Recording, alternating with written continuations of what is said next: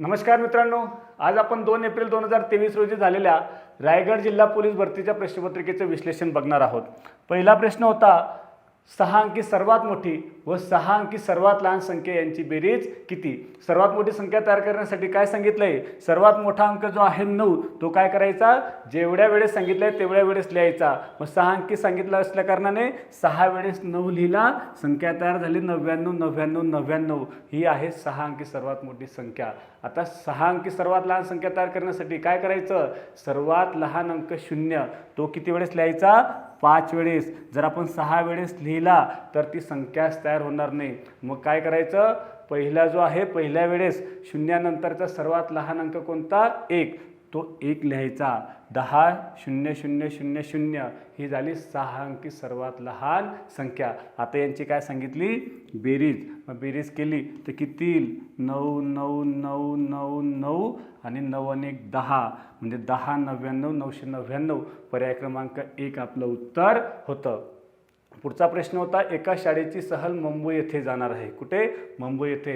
एका मुलाचा सहलीचा खर्च 950 रुपये येतो। त्या शाळेत एकूण 120 मुले सहलीला जाणार आहेत, तर सर्व विद्यार्थ्यांचा सहलीचा खर्च किती येईल।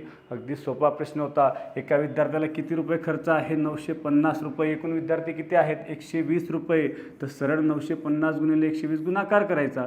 गुणाकार केला तर काय होईल, गुणाकार केला, हे 2 शून्य आहे तसे ठेवले, 12 पंचे 60, हातच्याला 6, 12 नम्मे 108, 108 आणि 6 झाली किती, 114 म्हणजे 1,14,000 रुपये खर्च येईल। पर्याय क्रमांक 2 आपलं उत्तर होतं। पुढचा प्रश्न होता, एक गाडी ए या ठिकाणापासून बी या ठिकाणापर्यंत ताशी 45 किलोमीटर प्रति तास या वेगाने जाते। जर ए व बी या ठिकाणामधील अंतर 225 किलोमीटर असेल तर गाडीला ए या ठिकाणापासून बी या ठिकाणी पोहोचायला किती तास लागतील। अगदी सोपा प्रश्न होता। ए आणि बी या ठिकाणाचं अंतर किती सांगितलं, 225 किलोमीटर आणि स्पीड कसा आहे, 45 किलोमीटर प्रति तास। मग काय करावं लागेल, तर साधं सरळ आहे, 225ला 45ने भाग द्यावा लागेल। 45ने भाग दिला, 45 पाचा 225 म्हणजे 5 तास लागतील। पर्याय क्रमांक 4 आपलं उत्तर होतं। पुढचा प्रश्न होता, एका शेतकऱ्याने मिरचीच्या रोपांचे 150 ट्रे आणले। किती ट्रे सांगितले, 150। प्रत्येक ट्रेमध्ये 35 रोपं होते। त्याने एका ओळीत 25 याप्रमाणे ती सर्व रोपे आपल्या शेतात लावली, तर त्या रोपांच्या किती ओळी आल्या। किती ट्रे सांगितले, 150। 150 ट्रे आहेत आणि एका ट्रेमध्ये 35 रोपं आहेत, म्हणून एकूण रोपं काढायची असतील तर 150 गुणिले 35 करावं लागेल। हा गुणाकार केला तर एकूण रोपं भेटतील, परंतु आपण गुणाकार करणार नाही। हा गुणाकार काहीतरी येणार आहे असं आपण समजलं। आता काय करायचं, एका ओळीत 25 आहेत, म्हणून एकूण जे रोपं असणार त्याला भागीला काय करावं लागेल, 25 करावं लागेल। ठीक आहे। हां, मग आता काय करणार, अंश आणि छेदात जर भाग जात असेल तर देऊन टाकायचा। मग भाग जातोय का, जातोय। 25ने 150ला भाग दिला, 25 1 25, 25 सक 150, उरलं काय, 35 गुणिले 6, 6 पंचे 30, हातच्याला 3, 6 त्रिक 18, 18 आणि 3 21, 200 काय 10 ओळी होतील। पर्याय क्रमांक 2 आपलं उत्तर होतं। पुढचा प्रश्न होता, एका इमारतीवरील टाकीची धारकता 3000 लिटर आहे। त्या इमारतीत 16 कुटुंबे राहतात। प्रत्येक कुटुंबाने दररोज 225 लिटर पाणी वापरले तर त्या टाकीतील पाणी सर्व कुटुंबांना पुरण्यासाठी किती लिटर कमी पडणार आहे। टाकीची धारकता किती सांगितली, 3000 लिटर आणि एका कुटुंबाला 225 लिटर आहे। एका कुटुंबाला 225 आणि एकूण कुटुंब किती सांगितले, 16। इथेही 225 गुणिले 16 केलं की आपल्याला एवढं पाणी लागणार। ठीक आहे। हां, मग हा गुणाकार केला, हा गुणाकार आपण तोंडी विचार केला, 200 प्रमाणे 16 कुटुंबाचे झाले किती, 16 दुने 32, 3200 लिटर हे झालं 200 प्रमाणे। आणि 25 लिटर प्रमाणे विचार केला तर 4 कुटुंबाला 100, तर 4 चौक 16, 16 कुटुंबाला 400 लिटर पाणी लागेल। मग 3200 आणि 400 झाले किती, 3600 लिटर एवढं पाणी दररोज लागणार आहे। आणि टाकीची धारकता किती आहे, 3000 लिटर, म्हणजे दररोज 600 लिटर पाणी कमी पडतंय। पर्याय क्रमांक 4 आपलं उत्तर होतं। तुम्ही गुणाकार करून देखील उत्तर सोडवू शकताय। पुढचा प्रश्न होता, एका वर्तुळाचे सर्व व्यास समान लांबीचे असतात, हे विधान कसं आहे। विधान सर्वांना माहिती असलं पाहिजे की वर्तुळातील सर्व त्रिज्या सर्व व्यास हे समान लांबीचे असतात. ठीक आहे, म्हणून विधान हे बरोबर आहे. पर्याय क्रमांक 2 आपलं उत्तर होतं. पुढचा प्रश्न होता, मुंबईहून रात्री 10:15 निघालेली रेल्वे नागपूरला दुसऱ्या दिवशी दुपारी 1:40 पोहोचली तर या प्रवासात किती वेळ लागला. आता रात्रीचे किती सांगितले, रात्रीचे 10:15. मग रात्रीचे 10:15 तर सकाळचे 10:15 हे काय झाले, हा पिरियड झाला 12 तासाचा. ठीक आहे, 10:15 तर 1:15 हा जो पिरियड आहे हा काय झाला, दुपारचे 1:15. तर 11, 12, 1 म्हणजे हे 3 तास. ओके, मग 12 आणि 3 झाले किती, 15 तास. 15 तास समथिंग काहीतरी उत्तर येणार आहे. म्हणून पर्याय क्रमांक ए आणि सी हे 2 पर्याय तर चुकीचे आहेत. ठीक आहे, आता 1:15 ते 1:40 वरचा वेळ किती आहे, तर 40मधून 15 गेले म्हणजे 25 मिनिटांचा वेळ असणार. म्हणून एकूण जो वेळ आहे 15 तास आणि 25 मिनिटे. पर्याय क्रमांक बी आपलं उत्तर होतं.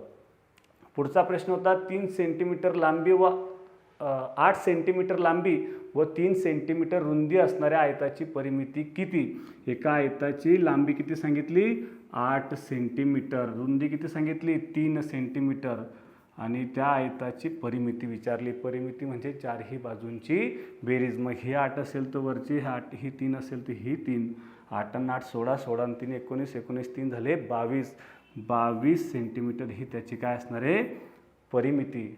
पर्याय क्रमांक बी आपलं उत्तर होतं. पुढचा प्रश्न होता, दर चौरस मीटरला 60 रुपये म्हणजे एका चौरस मीटरला किती, 80 रुपये प्रमाणे 16 मीटर लांब व 12 मीटर रुंद अशा सभागृहाला फरशी बसवण्याची मजुरी किती असणार आहे. आपल्याला एक सभागृह आहे ज्याची लांबी किती सांगितली, 16, लांबी 16 मीटर आहे आणि रुंदी किती आहे, 12 मीटर. आणि त्या सभागृहाला फरशी बसवायची आणि फरशी बसवण्याचा खर्च दर चौरस मीटरला 80 रुपये आहे. ठीक आहे, मग आता दर चौरस मीटरला 80 रुपये आणि एकूण क्षेत्रफळ किती येणार, तर आपल्याला 16 × 12 गुणाकार करावा लागेल. 16 × 12 गुणाकार केला तर किती येईल, 12 × 72, हातच्याला 7, 12 × 12, 12 आणि 7 झाले किती, 19. म्हणजे 192 चौरस मीटर हे काय झालं, सभागृहाचं क्षेत्रफळ.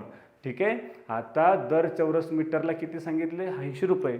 म्हणून 192 गुणिले काय करावं लागेल, आता 80 करावं लागेल. ठीक आहे, हा गुणाकार केला तरीही उत्तर येणार आहे. परंतु गुणाकार न करता देखील आपण लॉजिकने उत्तर देऊ शकतोय का. पर्याय आहेत काय, 10 666. मला सांगा एकक स्थानी 6 येईल का, नाही. एकक स्थानी यांचा गुणाकार केला तर एकक स्थानी 0च असला पाहिजे, 0 आहे तसा लिहिला. ठीक आहे, म्हणून पहिला पर्याय तर चुकीचा आहे. ठीक आहे, आता पुढच्या पर्यायांचा विचार केला तर मला सांगा 0 हे किती येणार. 0 हा एकच असला पाहिजे, हा 0 आहे तसा 2 16 म्हणजे दुसरा जो दशक आहे तो 6च असला पाहिजे. म्हणून तुम्ही पर्याय क्रमांक 4 चुकीचा आहे, पर्याय क्रमांक 2 देखील चुकीचा आहे. आपलं 15,360 हे साधं लॉजिकने उत्तर आहे. तुम्ही गुणाकार करा, 192 गुणिले 80 हा गुणाकार केला तो देखील 15,360च आला पाहिजे. त्यानंतर आता पुढचा प्रश्न आहे, मावशीने 12 मीटर लांबीची व 18 मीटर लांबीची दुसऱ्या रंगाची अशा दोन प्रकारच्या कागदी पट्ट्या आणल्या आहेत. प्रत्येक रंगाच्या कागदी पट्टीचे समान लांबीचे तुकडे करायचे आहेत, तर जास्तीत जास्त किती लांबीचे तुकडे करता येतील. हा प्रश्न देखील तुम्ही लॉजिकने सोडवू शकतायत किंवा लसाई मसावी जर तुमचं क्लिअर असेल तर 12 मीटर लांबीची आणि एक 18 मीटर लांबीची अशा 2 प्रकारच्या आपल्याकडे कागदी पट्ट्या आहेत आणि प्रत्येक रंगाच्या कागदी पट्टीचे समान लांबीचे तुकडे, समान लांबीचे म्हणजे दोन्ही संख्यांना भाग गेला पाहिजे. असं काय, जास्तीत जास्त आपण किती लांबीचे तुकडा करू शकतो, जास्तीत जास्त म्हणजे लक्षात ठेवा मसावी. तुम्ही 12 आणि 18चा मसावी काढला, 12 आणि 18ला कशाने भाग जातोय, 6ने. 6 दुनी 12, 6 त्रिक 18 म्हणजे 6 मसावीवाला आपण जास्तीत जास्त 6 मीटर लांबीचं आपण एक तुकडा करू शकतोय. तुम्ही ते देखील उत्तर लिहू शकतायत. किंवा दुसरा एक साधं लॉजिक आहे की समान लांबीचे तुकडे करायचे आहेत. ठीक आहे, मग तुम्ही मला सांगा जास्तीत जास्त किती मीटर लांबीचा तुकडा ठेवू शकतोय? 9 ठेवू शकतायत का? नाही. 12 मीटरचं जर समजा केलं तर 12 मीटरचे 9 प्रमाणे तुकडे करायचे झाले तर एक 3 मीटरचं होणार. म्हणजे तिथेही आपले समान लांबीचे होणार नाही. 9 मीटरप्रमाणे 12 मीटरचा केला तर इकडे 18 मीटरचे 2 समान तुकडे होणार नाहीत. आपण 6-6 मीटरचाच तुकडा केला तर इकडे पण 6 दुने 12 2 तुकडे होतील. 6 त्रिक 18 इकडे 3 तुकडे होतील. म्हणजे एकूण 5 तुकडे आणि तेही कसे समान लांबीचे असणार आहेत. ठीक आहे, तुम्ही लॉजिकने देखील सोडू शकतायत. आणि दुसरं सरळपणे त्यांचा मसावी काढला तरीही चालतंय. पुढचा प्रश्न होता शुभमचे आजचे वय 12 वर्ष आहे. किती? 12 वर्ष. शुभमच्या वडिलांचे आजचे वय 42 वर्ष आहे. ठीक आहे, शुभमची आई त्याच्या वडिलांपेक्षा 6 वर्षांनी लहान. मग 6 वर्षांनी लहान म्हणजे किती? 36 वर्ष. 42मधून 6 गेले तर 36 वर्ष. वडिलांपेक्षा 6 वर्षांनी लहान. तर शुभमच्या आजच्या वयाचे आईच्या आजच्या वयाशी गुणोत्तर किती असणार आहे? अगदी साधा सरळ प्रश्न आहे. शुभमच्या आजचे वय किती? 12 वर्ष. आणि काय सांगितलं आहे? शुभमच्या आजच्या वयाशी आईच्या आजच्या वयाचे गुणोत्तर किती असणार आहे? तर 12 आणि 36चं गुणोत्तर काढलं तर काय येईल? 12 × 12 12 त्रिक 36 म्हणजे 1:3 हे गुणोत्तर असेल. पर्याय क्रमांक 4 आपलं उत्तर होतं. पुढचा प्रश्न आहे सोहमला त्याच्या वाढदिवसाच्या दिवशी एकूण 40 मेसेजेस आले. किती मेसेजेस आले? 40. त्यापैकी 80% मेसेजेस वाढदिवसाच्या शुभेच्छा देणारे होते. तर त्याला वाढदिवसाच्या शुभेच्छा व्यतिरिक्त किती मेसेजेस आले? एकूण त्याला वाढदिवसाच्या दिवशी 40 मेसेजेस होते आणि त्याचे 80% काय सांगितले? हे शुभेच्छा देणारे होते.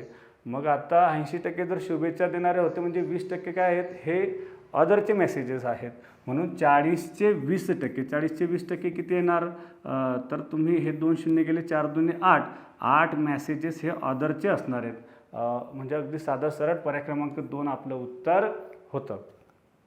मीनाबाईंनी ठोक व्यापाऱ्याकडून 30 साड्या 9,750 रुपयांना खरेदी केल्या व त्या सर्व साड्या त्यांनी 460 रुपयांना एक या दराने विकल्या. तर या व्यवहारात त्यांना किती रुपये नफा होईल? कसं काढणार? तर एक साडी 460 रुपयांना विकली. एकूण साडी किती सांगितले? 30 साड्या. म्हणून 460ला 30ने गुणलं की आपल्याला एकूण विक्री किंमत मिळणार. हे 2 शून्य आहे तसे ठेवलेत. 3 × 18 हातच्याला 1, 3 × 12 आणि 1 13 म्हणजे 13,800 रुपये ही काय झाली? विक्री किंमत. ठीक आहे, ही विक्री किंमत झाली. आणि तिने खरेदी किती रुपयाला केल्या आहेत? 9,750 रुपयाला. म्हणून 13,800मधून जर आपण 9,750 वजा केलेत तर आपल्याला एकूण नफा मिळेल. ठीक आहे, तुम्ही हे देखील तोंडी काढू शकतायत. वरचे 3,800 आणि हे 250. 3,800 आणि 250 झाले किती? 4,050 रुपये. तुम्ही वजाबाकी करा तरीही 4,050 रुपये उत्तर येईल. पर्याय क्रमांक 4 आपलं उत्तर होतं. पुढचा प्रश्न होता एका आयताची लांबी ही त्याच्या रुंदीच्या तिपटीपेक्षा 2 सेंटीमीटरने जास्त आहे. त्या आयताची परिमिती 76 सेंटीमीटर असल्यास त्याची लांबी किती? एका आयताची लांबी किती सांगितली? रुंदीच्या तिपटीपेक्षा. रुंदीला x मानलं. ठीक आहे, तर लांबी ही रुंदीच्या तिपटीपेक्षा म्हणजे 3x + 2. येते लक्षात? हां, मग आता परिमिती किती सांगितली? 76 आहे. परिमिती 76. परिमिती मग अशी सांगितलं की 4ही बाजूंची बेरीज म्हणजे परिमिती. तुम्ही तर्काने देखील सोडवू शकतायत, हे लक्षात ठेवा. आणि असं समीकरण तयार करून देखील सोडवू शकतायत. आता ही x, ही 3x + 2, ही पण 3x + 2. येते लक्षात? एकूण किती x झालेले दिसत आहेत? 6x आणि हे 7 8 म्हणजे 8x + 2 आणि 2 4 बरोबर किती? 76.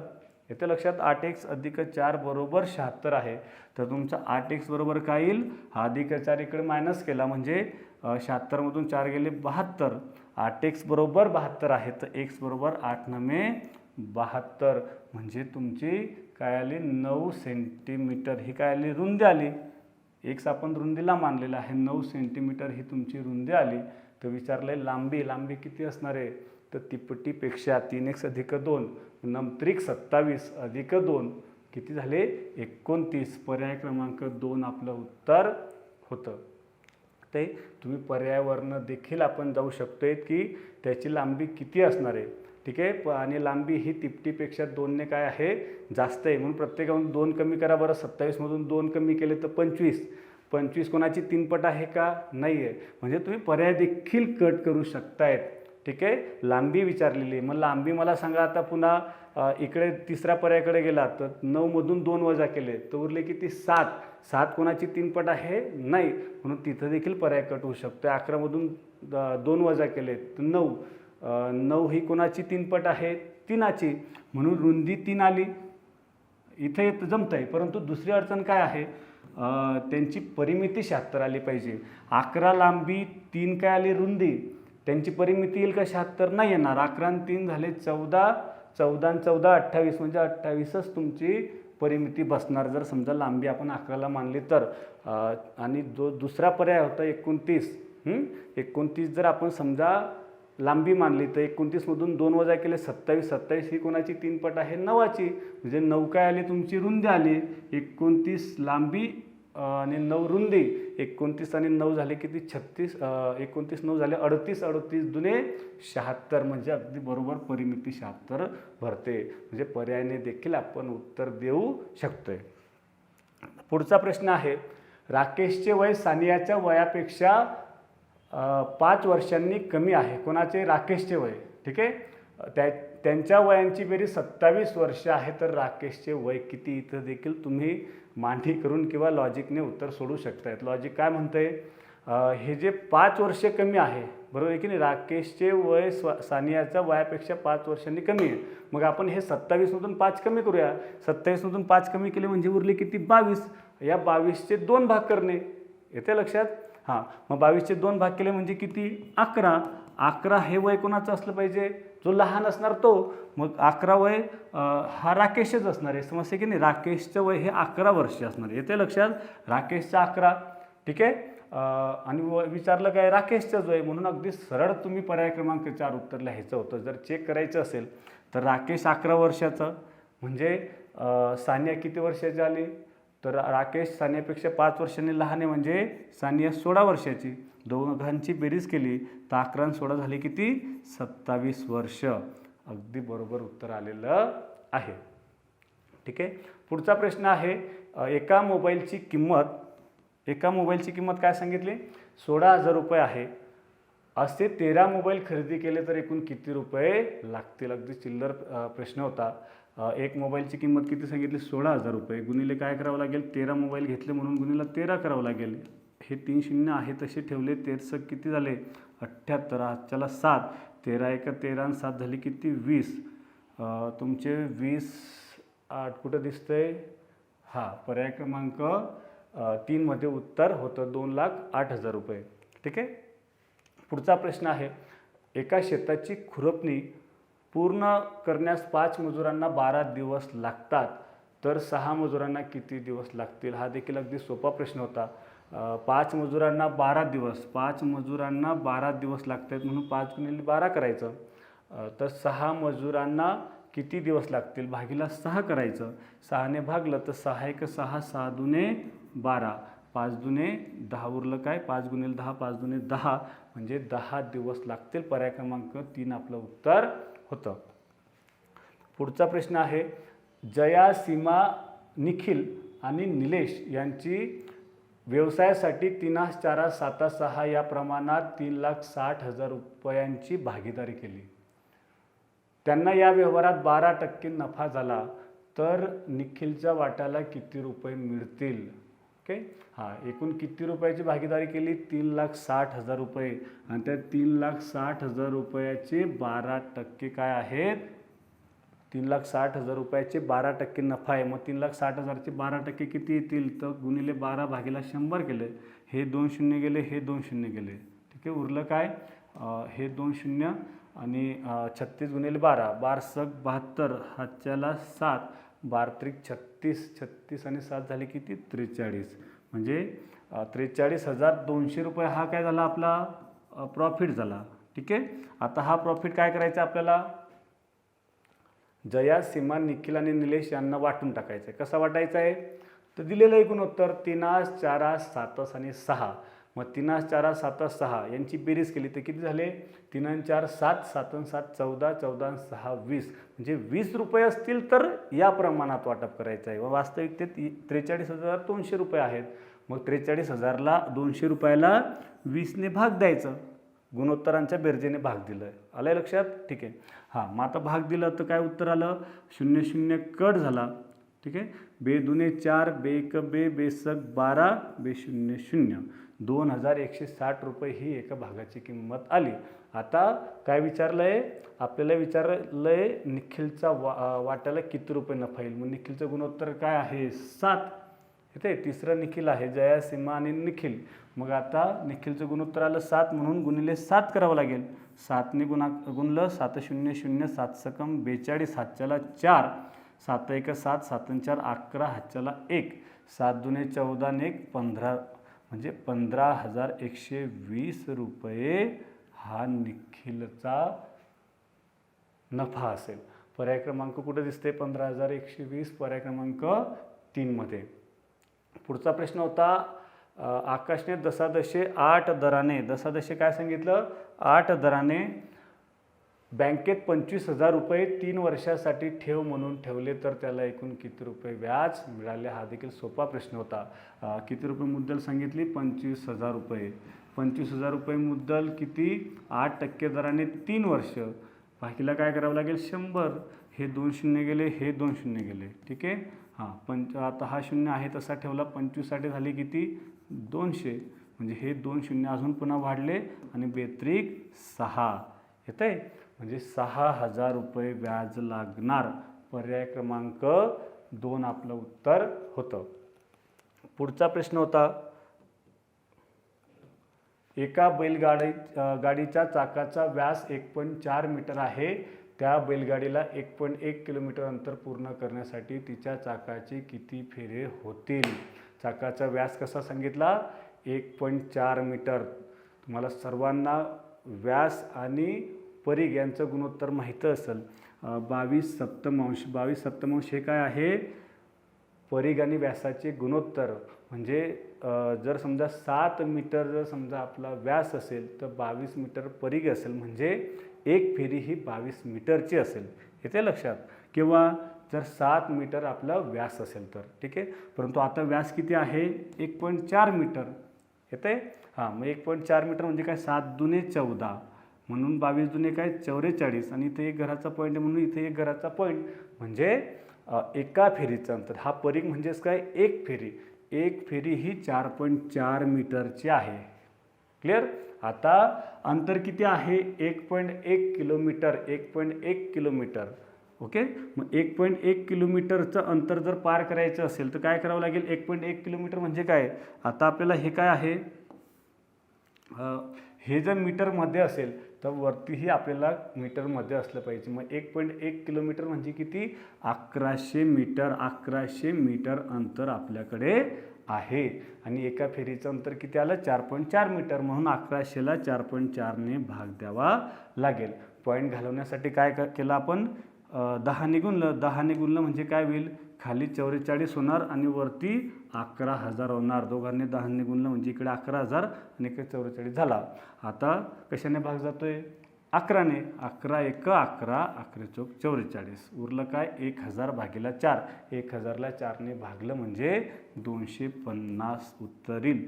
म्हणजे 250 फेऱ्या पूर्ण कराव्या लागतील. पर्याय क्रमांक 3 आपलं उत्तर होतं. पुढचा प्रश्न होता एका वस्तूवर दुकानदार ग्राहकास 8% सूट देतो. कशी सूट देतोय? 8%. कोणाला? ग्राहकाला. ठीक आहे. तरीही त्यास 15% नफा होतोय. जर त्या वस्तूची छापील किंमत 1,750 रुपये असेल तर ती वस्तू दुकानदाराने किती किमतीला खरेदी केली असेल? ठीक आहे. हां, आता छापील किंमत किती सांगितली? छापील किंमत 1,750 रुपये आहे. त्याच्यावर किती टक्के सूट दिली? 8%. मग 8% सूट दिली म्हणजे काय? 92% रक्कम आकारली. ही झाली काय? आता वस्तूची विक्री किंमत. आता त्याच्यावर काय? ही वस्तू विकल्यानंतर सुद्धा काय? 15% नफा झालेला आहे. 15% नफा ही आता ही जी विक्री किंमत असणार आहे ती 15% नफा ॲड करून किंमत आहे. येते लक्षात. म्हणजे ही किती टक्के किंमत येणार? 115%. म्हणून याला 115ने काय केलं? भाग दिलं आणि 100% किंमत शोधण्यासाठी 100% किंमत शोधण्यासाठी 100ने गुणलं. हे लक्षात ठेवा. हे आपल्याला जमलं पाहिजे. 1750 रुपये छापील किंमत. त्या छापील किमतीवर 8% सूट दिली म्हणजे 92% रक्कम आकारली. जी किंमत येणार ती काय येणार? ती असणारे 15% नफा ॲड करून म्हणजे 115% किंमत आहे. 115ने भाग द्यायचं, 100ने गुणायचं. हे सर्व सोडवलं की आपल्याला काय मिळणार आहे? वस्तूची खरेदी किंमत. हे 2 शून्य कट झाले, हे 2 शून्य कट झाले. ठीक आहे. कशाने भाग जातोय? 5ने भाग दिला. 5ने भाग दिला, 5 त्रिक 15, उरले किती? 2, 5 5 25. हे शून्य तसा घेतला. 5ने भाग दिला, 5 दुने 10, उरले किती? 1, 5 त्रिक 15. येते लक्षात. हां, आता उरलं काय? 350 गुणिले 92 भागिला 23. 92ला 23ने भाग जातोय. कसा जाईल? 23 1 23, 23 चौक 92. उरला आता आपल्याकडे फक्त 350 गुणिले 4. 350ला 4ने गुणलं, 4 0 0, 4 5 20, हातच्याला 2, 4 त्रिक 12, 12 2 14. 1400 रुपये ही त्या वस्तूची खरेदी किंमत असली पाहिजे. पर्याय क्रमांक 1 आपलं उत्तर होतं. पुढचा प्रश्न होता, बसचा वेग ताशी 48 किलोमीटर असताना एका गावाहून दुसऱ्या गावाला जायला 5 तास लागतात. किती तास? 5 तास. एका तासाला 48 म्हणजे 5 तासाला झाले किती? 48 गुणिला 5 गुणाकार केलं तर किती येईल उत्तर? 240. 240 किलोमीटर काय झालं? ते अंतर झालं. ओके. बसचा वेग आता ताशी 8 किलोमीटरने कमी केला. म्हणजे जाताना जो 48 होता तो 8 किलोमीटर ताशी वेग कमी केला म्हणजे उरला किती? 40. एका तासाला 40 किलोमीटर. तर तेवढ्याच प्रवासाला किती तास लागतील? मग 240 किलोमीटरचा तेवढाच प्रवास करायचा आहे. ताशी कोणत्या वेगाने? 40च्या वेगाने. मग 240ला 40ने भाग दिलं तर काय उत्तर येईल? 0 0 कट झाला. 4 7 24 म्हणजे 6 तास लागतील. पर्याय क्रमांक 4 आपलं उत्तर होतं. पुढचा प्रश्न होता 49 क्रमांकाचा. 2 कंसात x वजा 3 बरोबर 3/5 कंसात x अधिक 4. तर xची किंमत किती असणार आहे? म्हणजे या दोन्ही आता दोन्ही बाजूला किमती कशा आहेत? समान आहेत. मग xची कोणती किंमत टाकल्यावर दोन्ही बाजू समान येणार हे आपल्याला शोधायचं आहे. तुम्ही पर्यायमधून देखील जाऊ शकतायत. एक एक पर्याय टाकून बघितला, कोणत्या पर्याय टाकल्यानंतर दोन्हीकडे समान येत आहेत तरी देखील उत्तर लिहू शकताय. 4 जर टाकली तर 4मधून 3 गेले तर 1, बे 1 बे, म्हणजे इकडे उत्तर किती येतं आहे? 2. ठीक आहे. आणि इकडे जर बघितलं तर 2 आणि 4 झाली किती?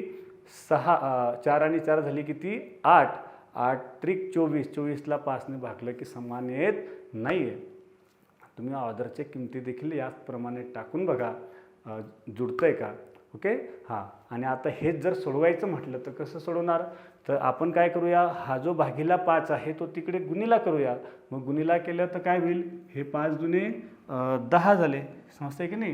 हे 5 दुने 10 झाले. मग 10ने कंसाला गुणलं x वजा 3ला तर काय उत्तर येईल? 10 गुणिला x 10x वजा 10 गुणिला 3 30. क्लिअर?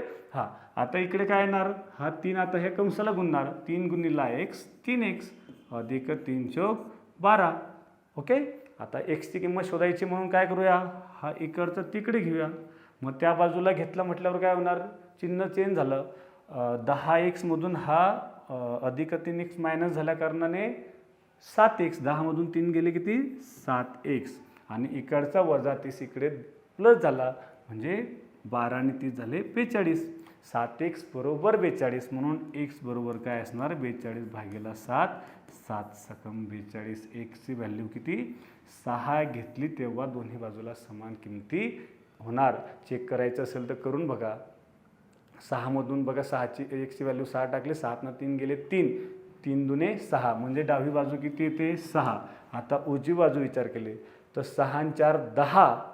10 गुणिला 3 केले 30ला 5ने भागलं म्हणजे किती, 5 × 30. उजवी बाजू पण 6 येणार, म्हणजे दोन्ही बाजू कशा होणार आहेत, इक्वल होणार आहेत. केव्हा, xची किंमत 6 टाकल्यावर तेव्हा. पुढचा प्रश्न, एका क्रिकेट खेळाडूने एका सामन्यात 180 धावा काढल्या, दुसऱ्या सामन्यात त्याने 257 धावा काढल्या, तर तिसऱ्या सामन्यात त्याने किती धावा काढल्या पाहिजेत जेव्हा त्याच्या सामन्यातील धावांची सरासरी 230 होईल. पूर्ण 3 सामन्यांची सरासरी 230 झाली पाहिजे. 230 केव्हा, जेव्हा एकूण धावा 230 गुणिले 3 केले 23 त्रिक 69, 690 रन होतील तेव्हा ती सरासरी होणार. मग 690 झाले पाहिजे. त्याच्यापैकी पहिल्या 2 सामन्यात रन दिलेले आहेत, किती आहेत, 180 आणि 257. बेरीज केली 7, 8, 5, 13, 2, 3 आणि 1, 4, 437 या पहिल्या 2 सामन्यांचे धावा आहेत. ठीक आहे. म्हणून आता किती फरक दिसतोय, 690मधून 437 वजा केले तर उरले किती, 3, 5 आणि 1, 153चा फरक दिसतोय. म्हणून तिसऱ्या सामन्यामध्ये एवढ्या धावा काढल्या पाहिजेत तेव्हा सरासरी आपली 230ची बसणार. ठीक आहे. पर्याय क्रमांक कुठं दिसतंय, 3मध्ये. 3 हा पर्याय क्रमांक अगदी बरोबर उत्तर होतं. या ठिकाणी आपण रायगड जिल्हा पोलीस भरतीच्या सर्व प्रश्न, गणिताच्या सर्व प्रश्नांची उत्तरं बघितलेली आहेत. तुम्हाला जर व्हिडिओ आवडला असेल तर लाईक, शेअर, कमेंट्स करायला विसरू नका.